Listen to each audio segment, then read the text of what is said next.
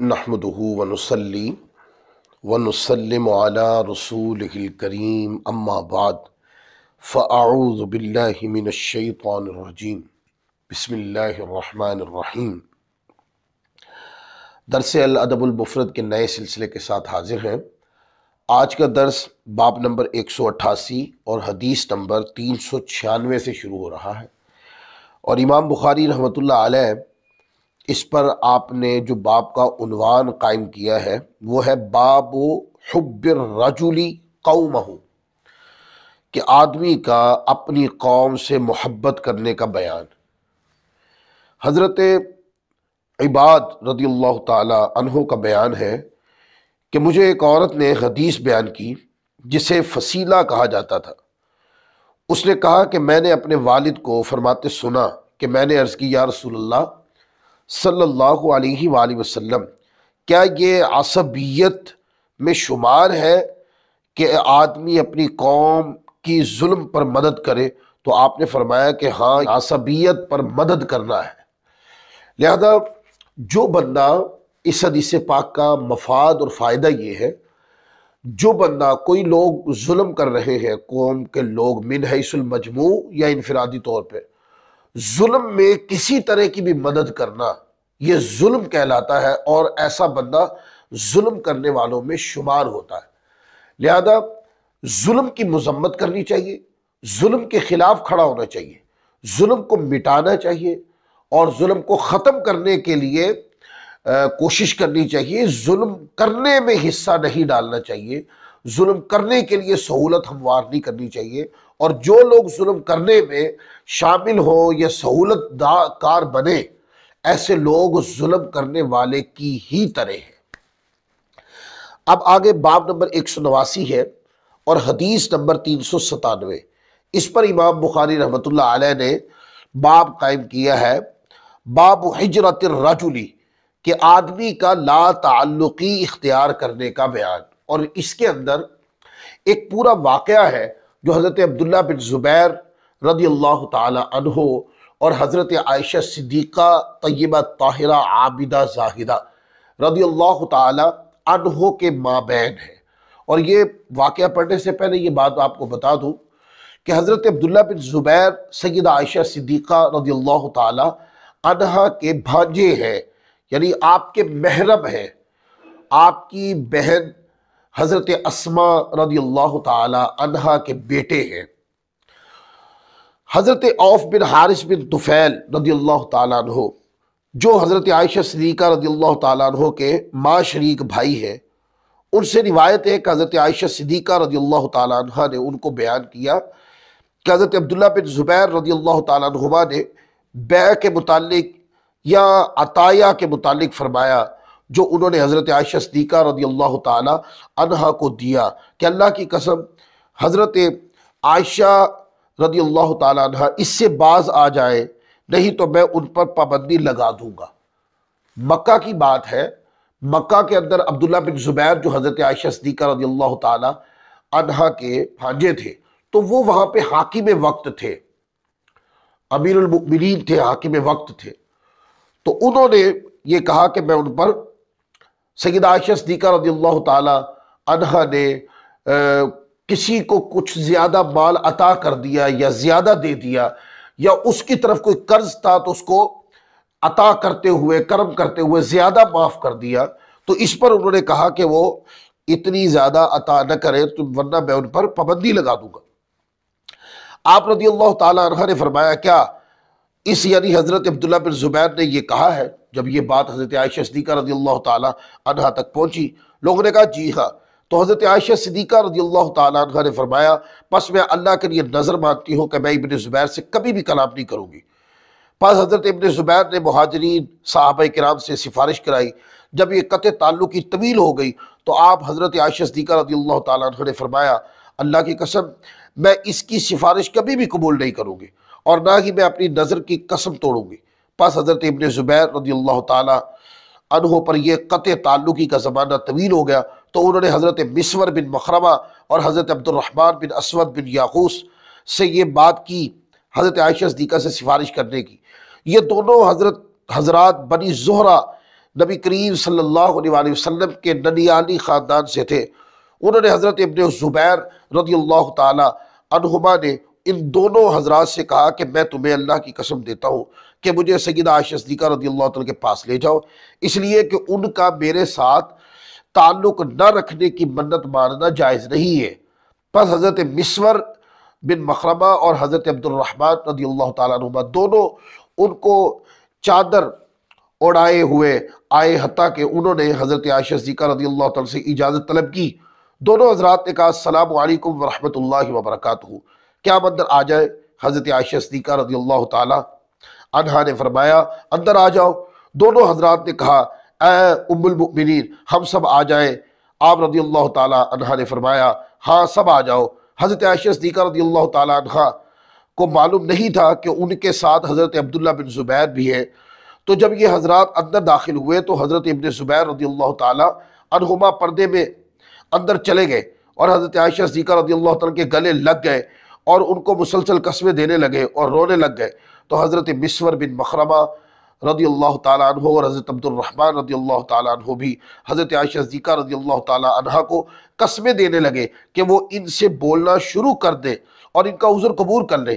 یہ دونوں حضرات کہتے جاتے کہ بے شک آپ جانتی ہیں کہ رسول اللہ صلی اللہ علیہ وسلم نے قطع تعلق سے منع فرمایا ہے، اور یہ کہ کسی آدمی کے لیے اپنے بھائی کو 3 دن سے زیادہ چھوڑے رکھنے کا کرنا جائز نہیں۔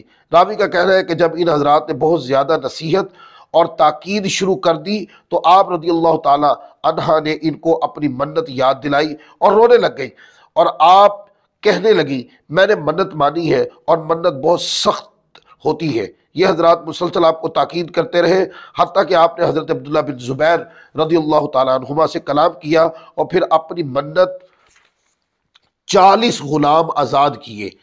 آپ رضی اللہ تعالیٰ عنہ جب بھی اپنی منت کو یاد کرتی تو رونے لگ جاتی، حتیٰ کہ آپ کے آنسوؤں سے آپ کا دوپٹہ بھیگ جاتا۔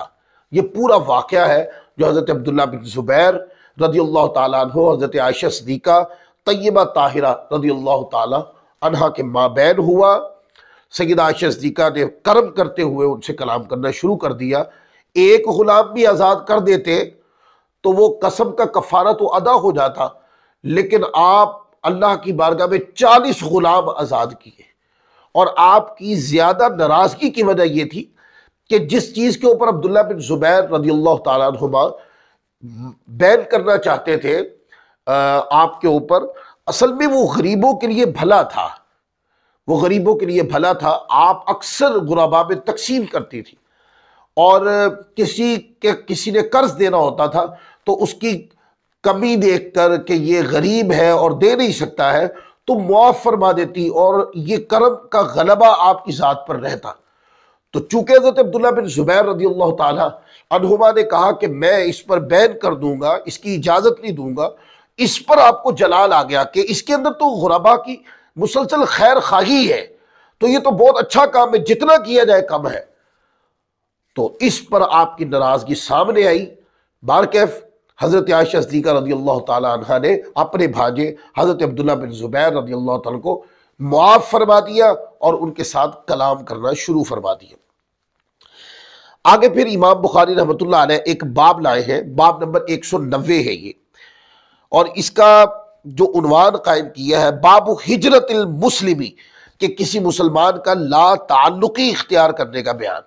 اب اس کے نیچے حدیث ہے، حدیث نمبر 398 حضرت انس بن مالک، اور یہ حدیث صحیح بخاری شریف کے اندر 3 مقام پر آئی، حدیث نمبر 6065، 6066 اور 6076 پر، اور یہی روایت صحیح مسلم میں 2 مقام پر، 2558 پر، 2559 پر، اور یہی روایت سنن ابی داؤد کے اندر بھی ہے 4910 پر، سنن ترمذی کے اندر بھی یہ روایت ہے 1935 پر۔ تو سیاستہ کی 4 کتابوں کے اندر یہ روایت آئی ہے۔ حضرت انس بن مالک رضی اللہ تعالی عنہ سے روایت ہے کہ رسول پاک صلی اللہ علیہ وآلہ وسلم نے ارشاد فرمایا آپس میں تم لوگ بغض نہ رکھو، حسد نہ کرو، اور نہ ہی اپنے مسلمان بھائی سے پیٹھ پھیرو، اور اللہ کے بندوں بھائی بھائی بن کے رہو، اور کسی مسلمان کے لیے یہ جائز نہیں کہ وہ اپنے بھائی کو 3 دن سے زیادہ چھوڑے رکھے، یعنی اس سے تعلق توڑے رکھے۔ اب اس حدیث پاک کے اندر چند باتیں ہیں جو سمجھنے والی ہے۔ نمبر 1، حضور علیہ الصلوۃ والسلام کا فرمان کہ آپس میں تم لوگ بغض نہ رکھو، یعنی کسی دوسرے کی نفرت اپنے دل میں مت بٹھاؤ، اور انتقام کا جنون اپنے اوپر سوار مت کرو۔ اگر کسی سے غلطی ہو گئی ہے تو بغض مت پالو، یعنی اپنے دل میں دوسرے سے انتقام لینے کی کیفیت کو مت پالو۔ اگر کسی سے غلطی ہو گئی ہے، اس غلطی کو درگزر کرنے کی کوشش کرو، اس غلطی کو معاف کرنے کی کوشش کرو، اس کے اوپر انتقامی کاروائی سے بچنے کی کوشش کرو۔ پہلی بات یہ۔ دوسری بات فرمایا کہ حسد نہ کرو۔ اب حسد کیا ہے؟ اللہ نے کوئی نعمت کسی مسلمان کو دی ہے، اب مسلمان کی وہ نعمت دیکھ کر یہ کہنا کہ یہ اس سے چھن جائے، یہ محروم ہو جائے اس نعمت سے اور یہ مجھے مل جائے، یہ حسد ہے۔ آقا نے فرمایا کہ تم اپنے دلوں میں حسد کو مت پالو، تم حسد مت کرو کسی سے۔ میں یہاں پر آپ لوگوں کو ایک بات سمجھانا چاہوں گا، ہم حسد کیوں کرتے ہیں؟ رشک کریں نا۔ حسد اور رشک میں فرق ہے۔ حسد تو یہ جو میں نے ابھی بیان کیا کہ کسی کی نعمت دیکھ کر یہ دل میں خیال رکھنا کہ یہ اس سے چھن جائے اور مجھے مل جائے، اس سے تو ہم دوسرے کو تکلیف دینے کا سبب بن رہے ہیں، اور یہ بھی ایک قسم کی بد دعا ہی ہے۔ بلکہ رشک کرنا چاہیے کہ اگر کسی کے پاس اللہ تعالیٰ نے کوئی نعمت عطا کی ہے تو اس کی نعمت پہ رشک کرنا چاہیے کہ تم پر اللہ کا کتنا کرم ہے، اللہ نے تمہیں کتنا نوازا ہے، اور پھر دعا کرے، اے مالک کریم میں تیری رحمت سے سوال کرتا ہوں کہ جس طرح تو نے اس کی ذات پر یہ کرم کیا ہے، مجھے بھی، میرے اوپر بھی کرم فرما، مجھے بھی یہ عطا فرما، اپنی رحمت سے کرم سے مجھے بھی عطا فرما۔ یہ رشک یہ کریں۔ لہذا حسد گناہ ہے، اور رشک جو ہے وہ اچھا عمل ہے، با اخلاق لوگوں کا طریقہ ہے۔ تیسری بات، یہ حضور نے ترغیب دلا دی، اور ترغیب کیا؟ آقا علیہ الصلوۃ والسلام نے فرمایا کہ اللہ کے بندو بھائی بھائی بن کے رہو۔ مسلمانوں کو آپس میں ایسا رویہ رکھنا ہے کہ بھائیوں والا رویہ، جیسے ہم اپنے بھائی کو تکلیف نہیں دیتے نا، اذیت نہیں دیتے ہیں، تو مسلمان کے بارے میں بھی ایسا ہی رویہ ہونا چاہیے کہ مسلمان کو تکلیف نہیں دینی، مسلمان کو اذیت سے بچانا ہے۔ دیکھیں یہ حضور کی تعلیمات نہیں، آقا علیہ الصلوۃ والسلام نے فرمایا کہ وہ بندہ کامل مومن کے حوالے سے، کامل مومن کس کو کہتے؟ کہ جو اپنے لیے پسند کرے وہ اپنے مسلمان بھائی کے لیے بھی پسند کرے۔ اب بندہ اپنے لیے برائی پسند نہیں کرتا تو اپنے مسلمان بھائی کے لیے بھی نہ کرے، اپنے لیے بری چیز پسند نہیں کرتا تو مسلمان بھائی کے لیے بھی نہ کرے۔ لہذا ہم اپنے لیے اچھے رویے کی توقع رکھتے ہیں کہ سامنے والا اچھے رویے سے بات کرے، تو پھر اپنے بھائی، اپنے مسلمان بھائی کے لیے اچھے رویے کا انتخاب ہم کیوں نہیں کرتے؟ لہذا حضور نے فرما دیا بھائی بھائی بن کے رہو۔ تو اس کا مطلب یہ نہیں کسی ایک چیز میں بھائی بھائی نہیں، زندگی میں، ہر کام میں، ہر رویے میں، ہر انداز میں جو ہم اپنے بھائیوں کے ساتھ بیہیویئر رکھتے ہیں وہی مسلمانوں کے ساتھ ہمیں بیہیویئر رکھنا چاہیے۔ اور ساتھ آگے فرما دیا کہ مسلمان کو یہ درست نہیں اس کے لیے کہ وہ اپنے مسلمان بھائی سے لا تعلق ہی کرے اور اس پر 3 دن گزر جائے۔ اگر کوئی اس طرح تعلق ٹوٹ جانے کے لیے کوئی ایسی بات ناخوشگوار بات ہو گئی ہے تو اس کو 3 دن سے آگے نہ جانے دے، اس کے اندر اس کو کنٹرول کر لیں اور تعلق کو بحال کر لیں، خود آگے بڑھ جائیں، آگے بڑھ کر خود معذرت کر لیں۔ اگر غلطی ان کی ہے تو غلطی کو درگزر کر دیں اور پس پشت ڈال دیں، نظر انداز کر دیں، تعلق کو بحال کر لیں۔